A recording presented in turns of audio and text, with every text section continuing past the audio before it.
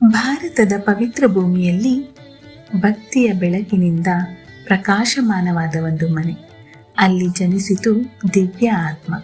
ಕ್ರಿಸ್ತ ಶಕ 1595 ಸುಮಾರಿಗೆ ತಮಿಳುನಾಡಿನ ಭುವನಗಿರಿ ಎಂಬ ಪುಣ್ಯಕ್ಷೇತ್ರದಲ್ಲಿ ಒಬ್ಬ ಧಾರ್ಮಿಕ ದಂಪತಿಗಳಾದ ತಿಮ್ಮಣ್ಣ ಭಟ್ಟರು ಮತ್ತು ಗೋಪಿಕಾಂಬಳ ದಂಪತಿಗಳಿಗೆ ಒಂದು ಮಗು ಜನಿಸಿತು. ಆ ಮಗುವಿಗೆ ಇಟ್ಟ ಹೆಸರು ವೆಂಕಟನಾಥ.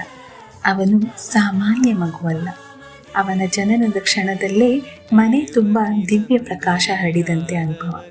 ವೇದ ಮಂತ್ರಗಳ ನಾದದಲ್ಲಿ ಆ ಮಗು ಕಣ್ಣು ತೆರೆದಿತು. ಜ್ಯೋತಿಷಿಗಳು ಜಾತಕ ನೋಡಿದರು.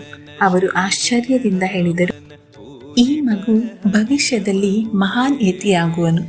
ಅಸಂಖ್ಯಾತ ಭಕ್ತರ ಸಂಕಟಗಳನ್ನು ಪರಿಹರಿಸುವ ಮಹಿಮೆ ಹೊಂದಿರುವನು. ಬಾಲ್ಯದಿಂದಲೇ ವೆಂಕಟನಾಥ ಅಪಾರ ಬುದ್ಧಿವಂತ. ವೇದಶಾಸ್ತ್ರ, ಸಂಗೀತ ಎಲ್ಲದರಲ್ಲೂ ಅದ್ಭುತ ಪಾಂಡಿತ್ಯ. ಆದರೆ ಅವನ ಹೃದಯದಲ್ಲಿ ಸದಾ ಒಂದು ದೈವಿಕ ಶಕ್ತಿ.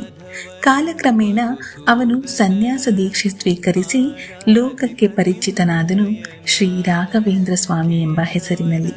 ಇಂದು ಲಕ್ಷಾಂತರ ಭಕ್ತರು ಓಂ ಶ್ರೀ ರಾಘವೇಂದ್ರಾಯ ನಮಃ ಎಂದು ಪ್ರಾರ್ಥಿಸಿದಾಗ ಅವರು ಕೇವಲ ಒಂದು ಯತಿಯಲ್ಲ, ಭಕ್ತರ ಜೀವಾಳ, ಭರವಸೆಯ ದೀಪ. ಒಂದು ದಿವ್ಯ ಜನನ, ಒಂದು ಮಹಾನ್ ಜೀವನ, ಒಂದು ಅಮರ ಆಶೀರ್ವಾದ.